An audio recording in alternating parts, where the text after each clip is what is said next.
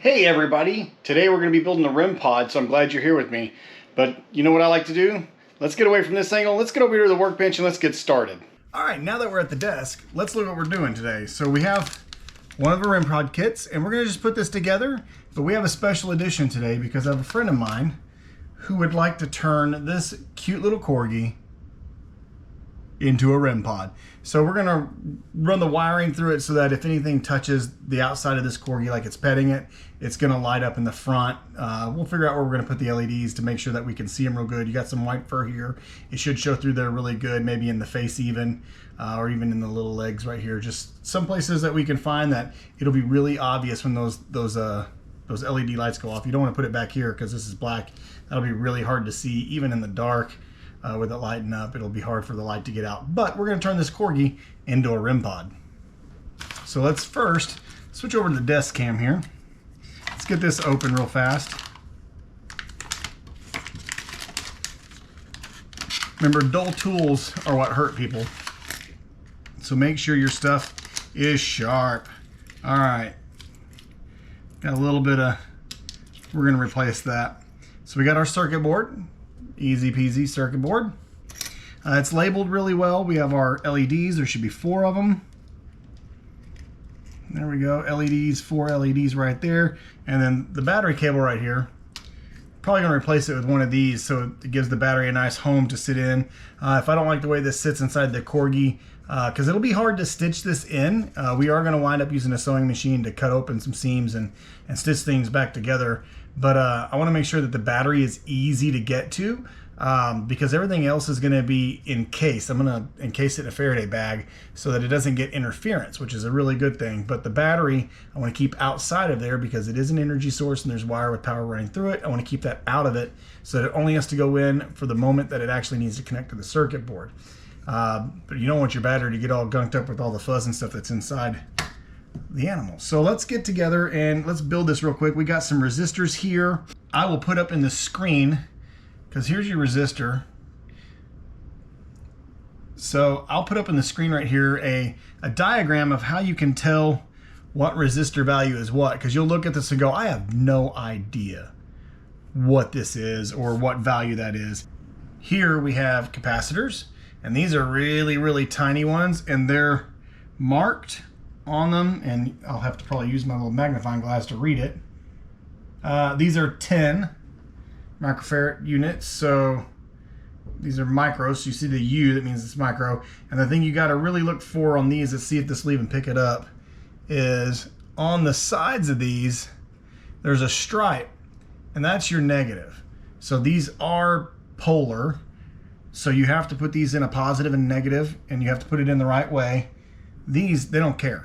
They don't care. There's no that way. Same thing for LEDs. They require a positive and negative, and those are determined by the length of the tine. Which, so if you look here, see how one's longer than the other. Well, the longer one is positive, and the shorter one is negative. And then we have some chips. We have another capacitor. Boop. It's your product list there. There's a capacitor. And then the real fun one is we have a power regulator. This is a regulator. And it's probably not coming on there very good. There we go. I think it finally focused. All right. So now that we've got all of our parts laid out, buzzer, and then I'll just show you buttons and chips. Buttons and chips. Socket, microchips, buttons. So these are the integrated circuits. And then on the board, everything is labeled nicely where you need to put things. So it makes it really easy to figure out where things got to go. So let's, on that note, fire up the soldering iron. I got my helping hands, and I use these to clip parts too, so you can hold things together while you solder. I've got a nice little mirror on it with a light. It just makes life a little easier when you're doing this stuff. It's just, don't burn yourself, because you're gonna burn yourself. It happens. It happens to us all. Just waiting for the iron to heat up. And what are we at? Probably should check to see what was the last time I put it on here. Tree 15320. That's about right for this solder. A lot of times the solder will tell you what temperature it likes. Sometimes it doesn't, so you need to look it up. This solder says it works best at 315, which is what we're at. It's lead-free solder. It has a little flux in it, but I like to add a little flux. It just helps keep things moving. Flux is basically solder lubrication. It helps the solder go where it needs to go much, much quicker. Okay, let's do a quick tip test and see if we're ready. See if you guys can see this. I'm just gonna touch the tip. Notice it's not melting yet, so we're not hot enough. We're not hot enough. Now we're hot enough. So the first thing I'm gonna do is just kind of give my circuit board a look over real quick and just kind of start lining up some parts. I think I want to put on my sockets first.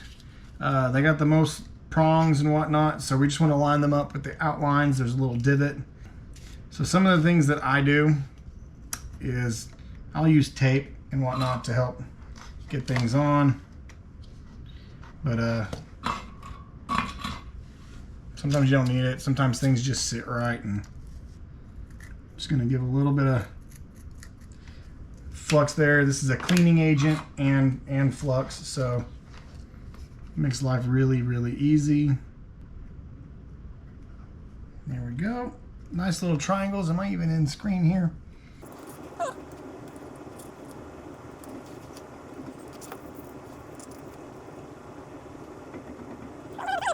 Now that we got those sockets in place, you can see we got the sockets in place. We're gonna go ahead and start adding our resistors. So yeah, so we're gonna start doing these. These are really easy. Doesn't matter which way they go. You're just gonna take it and we're gonna come into here, and all you do is you just right through one hole and right through the other. I tend to actually bend these ahead because it's usually just a straight down bend and then right through the hole. It's that easy. Once you get it to the other side, it's a matter of just popping some solder on. I'm just gonna put a little brace under there so I know it's giving me some back pressure. Okay, little dot, clean the spot. There we go, and solder away. Go ahead and put your soldering iron. You'll see the little circle in there, the little metal circle. Just go ahead and touch that for a second. Let it heat up. If you let it heat up, then the solder is more likely to flow into where it needs to go. Because sometimes if you don't do that, it'll just clump up. Just leave it on there for a second, take it away, and boom, it just goes right on. Super easy. People make soldering out to be a lot harder than it should be. Then on here, we're just going to take this and boop, boop, like that. So now we just got to continue doing all the parts, and that's pretty much all there is to this. Is just whatever part says to go where. So now we're going to move on to R2. The R2 resistor is a 10K resistor, and so that's brown, black, orange. So brown, black, orange, there it is right there. Just take that one, same methodology. I just bend it over through the hole. It doesn't matter which direction it goes. They aren't polarity specific. And again, I like to give it just a little dot of cleaner. Makes it go real fast. And then just quick, put the soldering iron down. You'll see the flux sizzle. And if I can get the thing to get out of my way.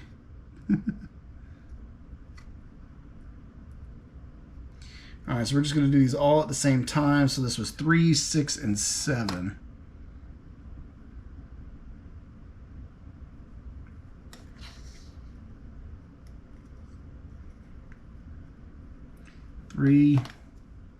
And I'm going to put these all in at the same time because you can go faster like that rather than having to flip it over so many times. So 3, 6, and 7. There's 6. Those look like these are for the LEDs. Just seems a little low for an LED. But I don't remember what LEDs these are. I think they're 1/4 watt. We'll see. All right, so now we're holding true. Little dot, a little dot, a little dot, a little dot, dot, dot. Circle, circle, dot, dot. Time to get that cootie shot. Here we go.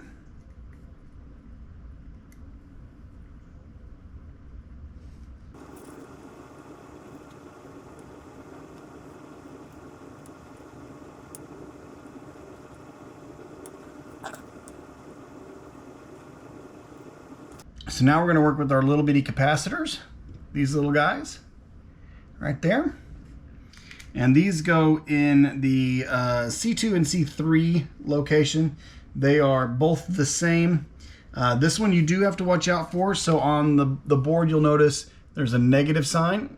So it tells you where the negative post goes. So I'm going to look for the negative post on there. There it is with my little stripe. And the little stripe goes to the negative side. Just that easy. Just that easy. Negative side. Just get them down there. And here we go.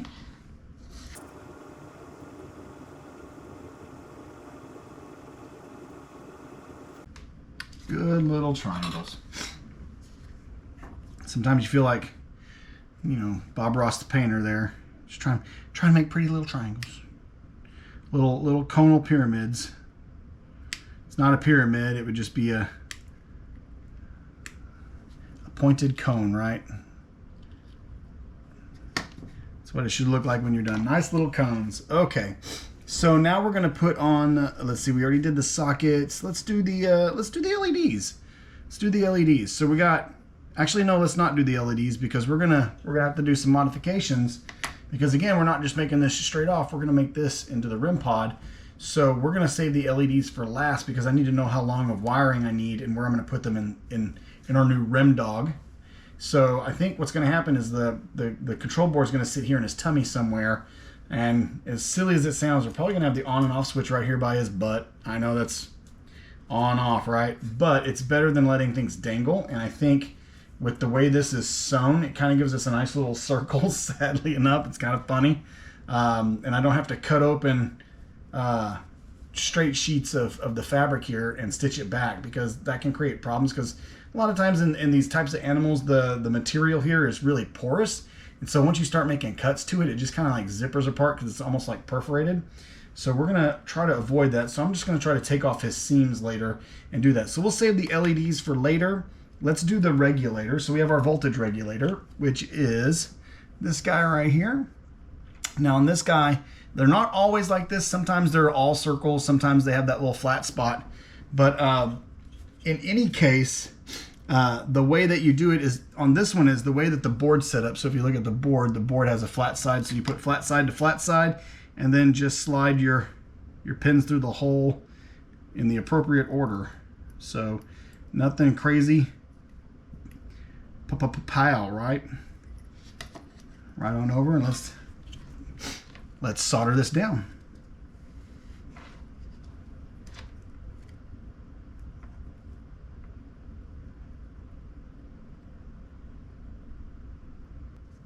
The buzzer, we will put the buzzer on, and again, this doesn't have a polarity. It doesn't care. So it just goes right on through. So that's all done. Buzzer's done. There wasn't anything to clip off on that. The other thing that we have to do is the capacitor here. Let's see. This is a non-polar capacitor, so it doesn't matter. So we'll just toss that in there.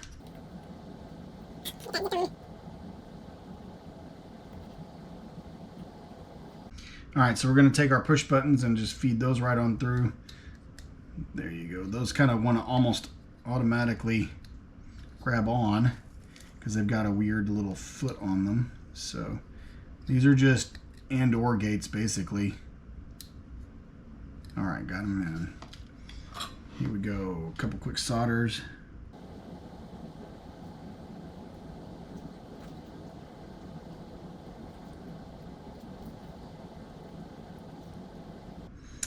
This is super easy. As soon as you get things flowing, you'll just get the hang of it, and you'll you'll figure out about how much it takes. It doesn't take a lot of solder. You just want to see it flow and then pull away, and it should go whoop and suck right back up.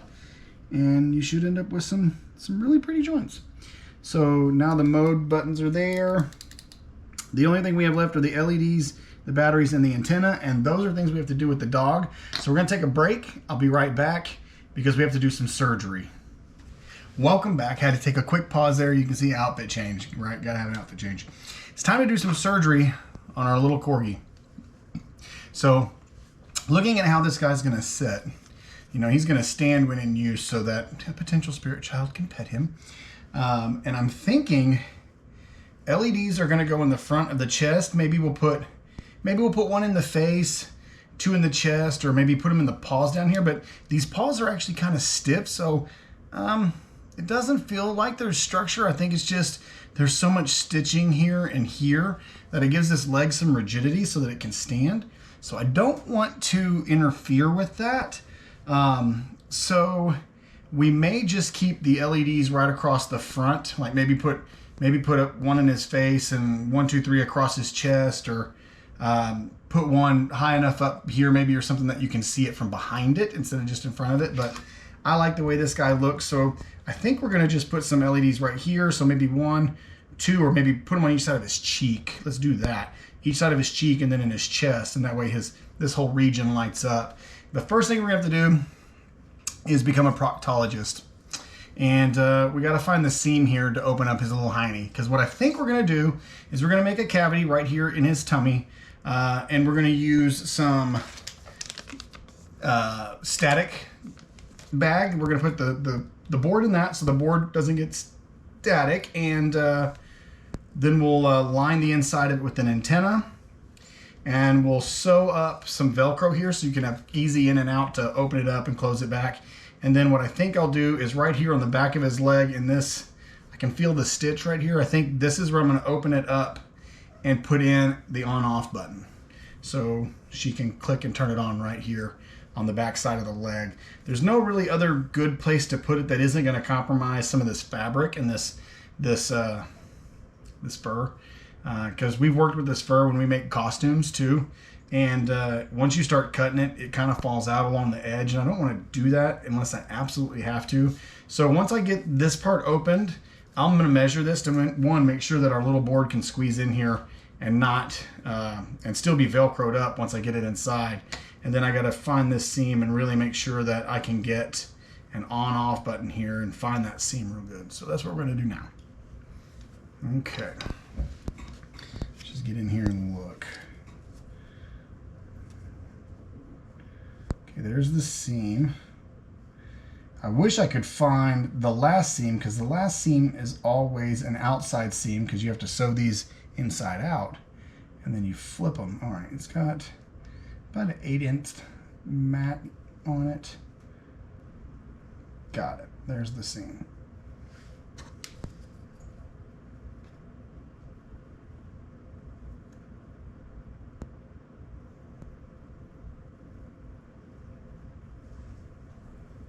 Or if my blade isn't cutting that, that means it's time to redo the blade.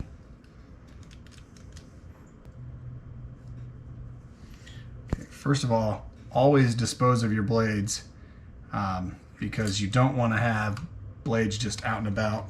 It's not safe, and you'll regret it one day. Don't ask me how I know.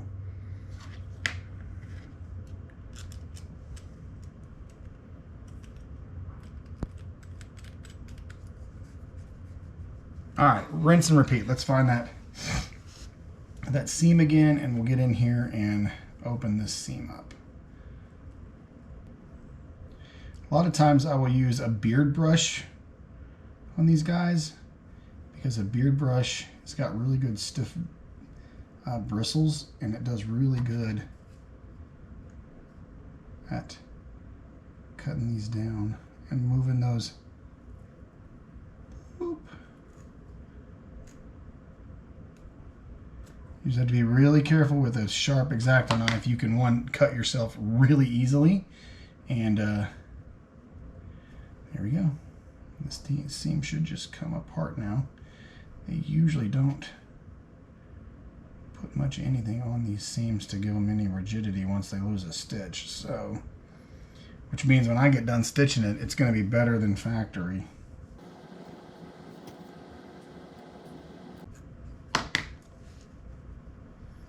Just taking care not to destroy the fabric.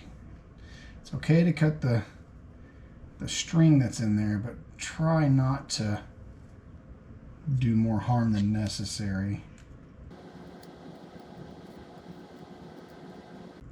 I'm just using the tip of the X-Acto knife to move hairs out of the way so I get a good clean cut.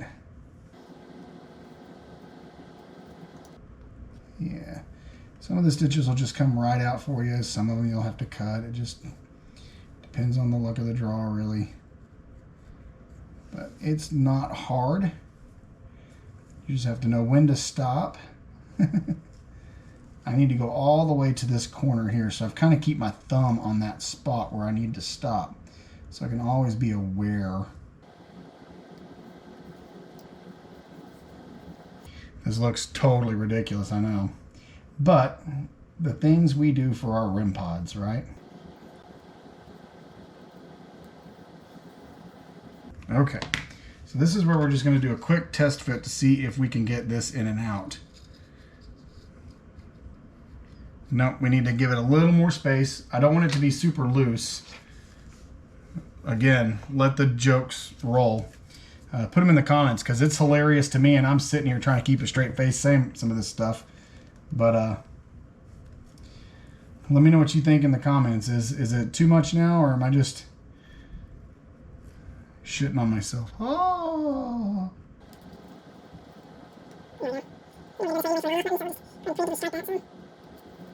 There we go, and we're down to his heel. I think that gives us plenty for everything we need to do. Quick test. Says, yep, it can go in, and we're good. Okay, so now what we're gonna do is, this is the part, poor little guy's gonna experience a little bit of trauma.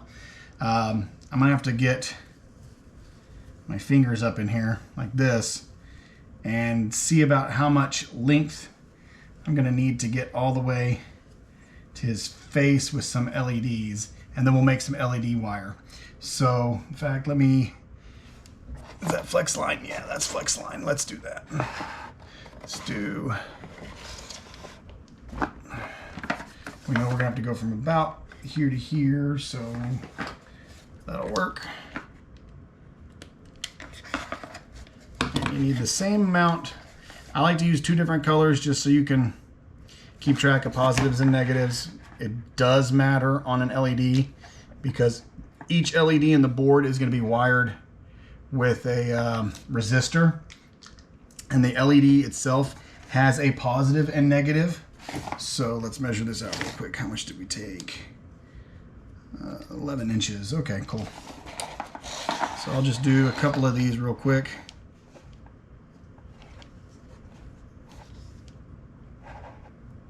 Okay, 4. We got all of our wire.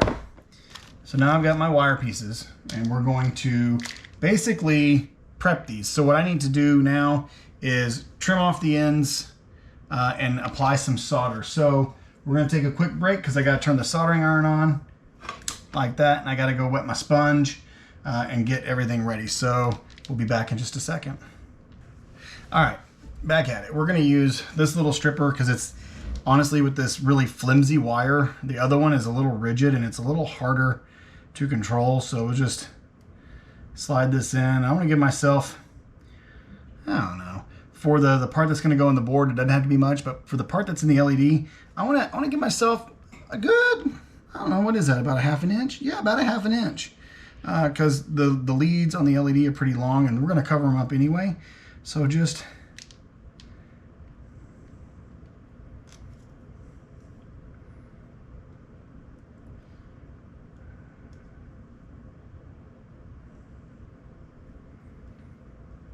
and I felt it go that time, so boom. And then on this end, we only need about 1/4 inch, or if that. And I felt it.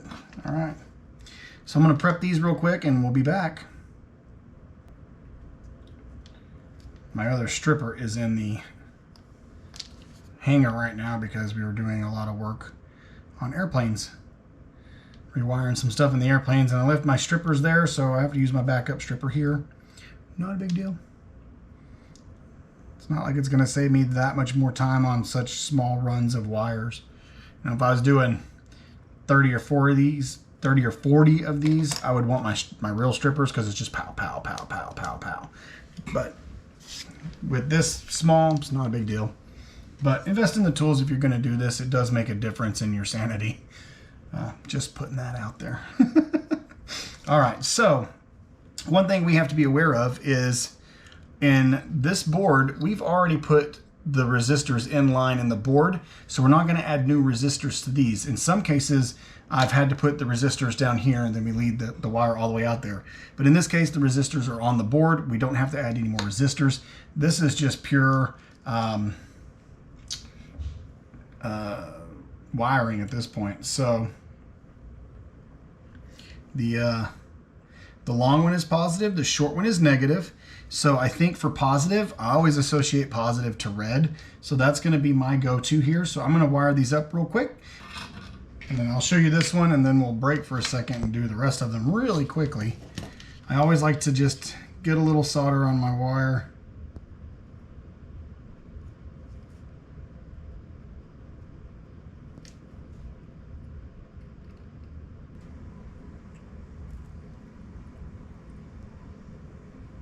There it goes. Okay. And so you get them done, and Bob's your uncle. Now I'll also put on this heat sink. So this will slide up there, and we'll actually trim this off and down a little bit and make sure that everything's nice and good here in a minute. So we're gonna fast forward to the next part. All right, here we are. We have 4 wires all wired up. And so now what we're going to do is we're going to cover these contacts, because what you don't want to happen is these get squished and touch each other because you short them out. And that's a bad thing. Short circuits are a bad thing. Let's put this over there. So we're going to take our shrink tubing, and we're just going to run it up the cable real quick to see how much we're going to need. So I want to cover all the way to the base. So there you go. I just put a little crimp in it. Come over here. Find my little crimp mark, slice. It goes on the white one. So now you just run it up, cover it up, and it'll look like that. It'll look like that. So now when I heat shrink that, it's going to cover all the contacting metal, and we don't have to worry about it short circuiting. So here we go, next one over. Now I could have made these even shorter, and sometimes I do, but when I do these rim dogs like this, I like to leave them a little long so they have a little rigidity. And the reason for that is when they got a little rigidity in there, they kind of get lodged in that foaming a little better so they don't move.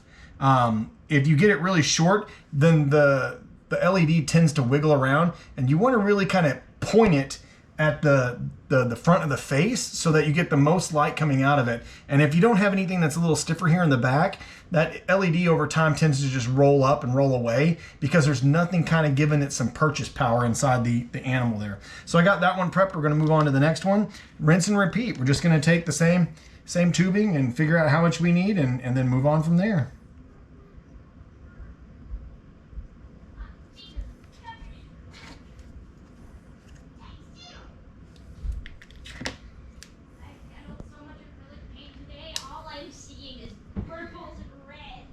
It's my daughter, if you can't hear her. She's an artist. She's making shoes right now for a costume. So is that one going to be long enough? Nope, not quite long enough. We'll get a new tube. Save that for another day. And don't throw away your trimmings because you can use them some other place, and trust me, you will.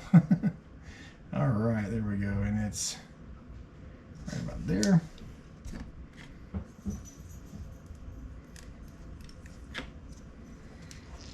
So we'll get these all prepped, and then we'll use the heat gun on them and seal them up so that everything's nice and good here. So there's another one done.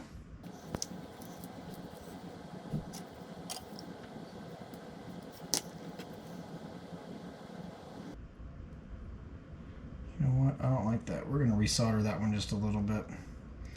A little more play than I want in that wire. So let's do this.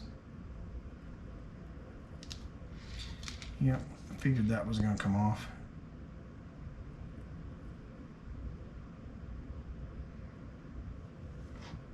Oh yeah, good hard tug. It didn't go nowhere that time.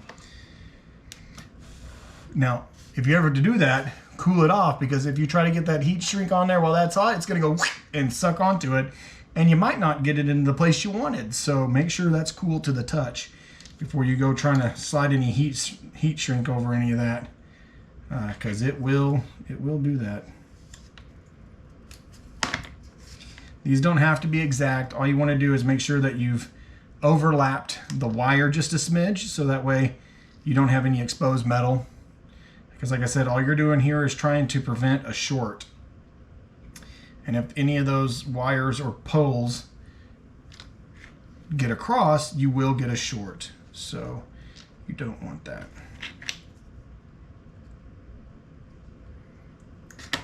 All right, and last one, and then I'll break out the heater. You can even do this with a soldering iron if you don't have a heat gun. You know what, I'll do it that way so you can see how that's done. Show you how to do it with just a soldering iron. You do not have to buy a heat gun to do this. So in fact, I'm going to take this one and let's do this. So with the soldering iron, what you're going to do is you're going to get on the tip right here, and even right here. You can do it with just this part too. It's still pretty darn hot. I don't know if you can see that, but here I'm going to just wave it on there. You can kind of see it starting to shrink. The heat's pretty strong there. So let me do it this side, do that. You don't want to get too close to the tip because it'll melt it. It will. So real fast, just real fast. You're just letting the ambient heat do that. If you try to do it too long, you're going to melt it and you're going to have problems. So just quick waves, magic wand, quick waves. And there, that one's heat shrunk. Do another one real quick. Push them all the way to the top, get them started. Do. Flip them over. Let that stuff get it. Boom, there it goes. Started to grab there. We'll get down at the bottom where it's really going to pinch. There we go. Now you can wave it all the way around and bada bing, bada boom. There's another one done. Again, you don't have to have a heat gun to do this. It does go a little faster with the heat gun because you basically pull the trigger, count to 2, and it's pretty much done. You can do this with a lighter. Not my preferred method because the lighter brings in its own problems. If you don't have a clear open space, then a lighter can melt something around it and you're not even aware of it. This method could do the same thing if you're not careful. Like if you're trying to do this in a tight space, then you could end up, melting something. Like I've done that with 3D printed boxes. Do I have that one right here? Yeah. Check this out. On this shadow box. I don't know if you can see that, but that little mark right there, that was from the soldering iron. That's why I make practice boxes, That's why we run through the whole setup of them to see what's the best method of assembly. So if you have to build one of these by yourself, because it's one of the things I'm thinking about doing is offering all my 3D print files and everything so people can make their own stuff at home. Just buy the file and reproduce or whatever.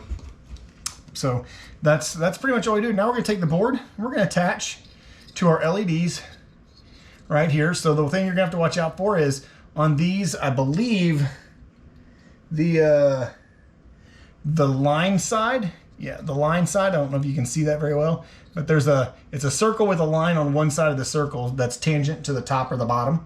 And the line side is the negative side. So when we solder these, the white side will go to the line side. So I'm going to just prep the board here and know that my first one, which is my top one, the white one needs to come in on the inside of the board. So we're just going to come over here. And again, I like to prep these before I put them through. So white's going to go first. We're going to get a little solder on it.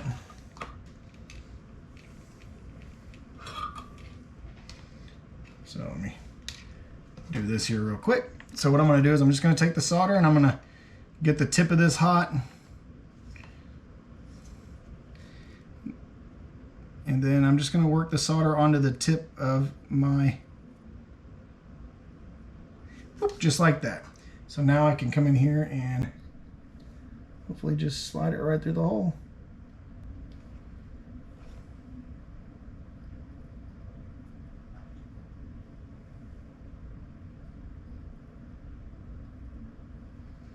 Ta-da! One down. All right, we'll do the same thing for red now that it goes on the other side. So just put a little dab of solder on it so we don't get the fray. And then you stick it right through the hole.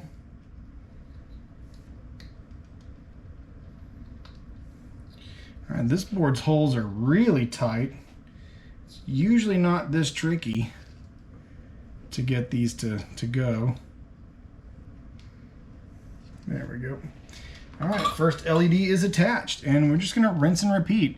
And these actually go back and forth, so I know that the next one, the red's gonna go in on the bottom side here, the way that I have this set up. So we're just gonna get it prepped and ready to go here. And all of our lights are wired up. Dingly dingly, an octopus garden, yay. All right, so the only thing left to do now is to attach our battery and our antenna. And we are gonna use this for a battery. It's going to make changing it a lot easier. So this is real simple. This just goes up and in so that you don't yank your battery terminal out.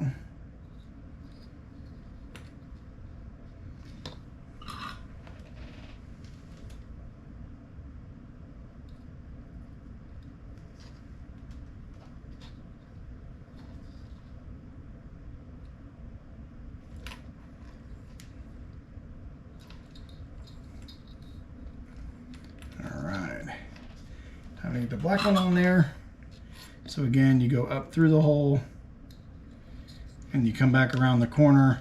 This just gives a little tightness on your battery cable so that if you, it's the one part that's going to keep getting yanked over and over and over again. So it's best to give it a little something to push and pull against rather than just the solder joint itself.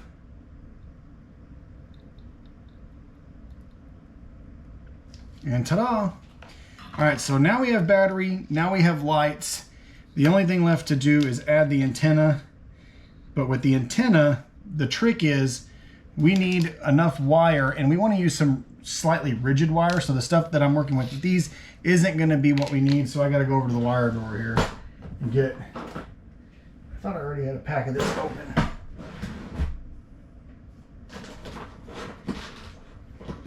Nope. Okay. We'll just take it out of here then. Oh, nope, that's flex wire too. There's the rigid wire. I knew I had some somewhere. So, I don't know how much I'm going to need, but we're going to grab a whole big chunk of it.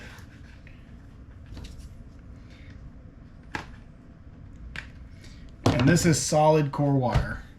This is the good stuff. So I'll run that through that when I get it done, and then we just gotta stuff. And we're back again. Another day, another shirt. Gotta love the Ghostbusters with the dead ghost in the ghost trap. Yeah, that's fun.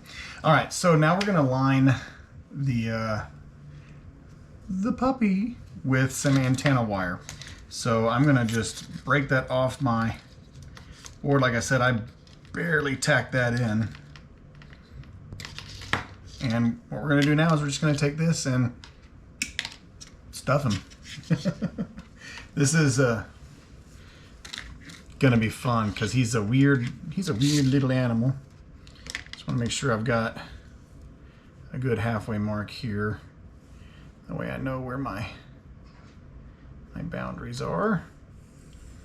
It just helps for trying to keep the antenna symmetrical.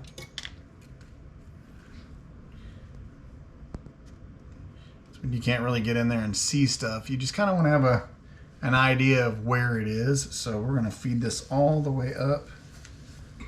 And I want to get this outside of all the stuffing. So get it outside all the stuffing here.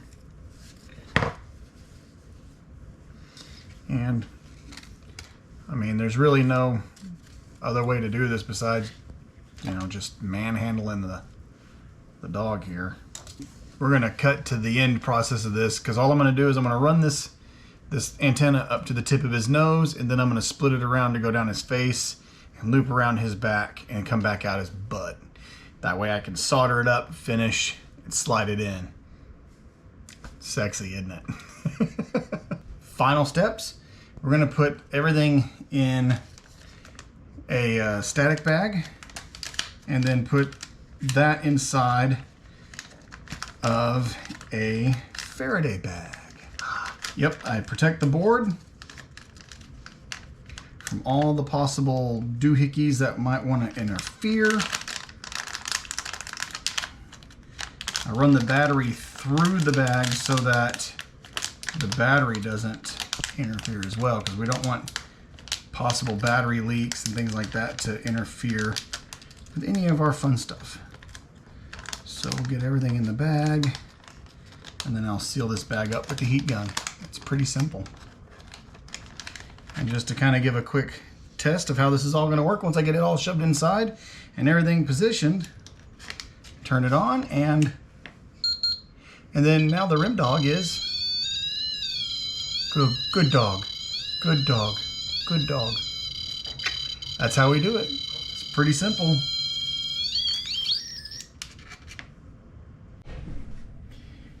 And now we test it in the dark so we can see it better.